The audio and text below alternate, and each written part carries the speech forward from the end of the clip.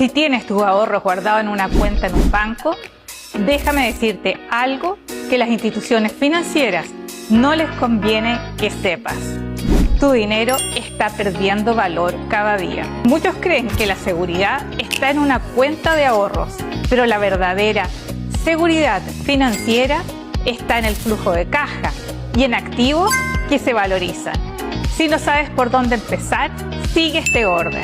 Si aún no tienes capital, invierte primero en ti y en tus conocimientos.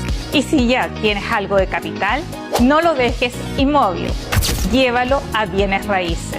En el sur de la Florida, los bienes raíces no son solo propiedades, son estructuras patrimoniales pensadas para proteger y hacer crecer tu capital.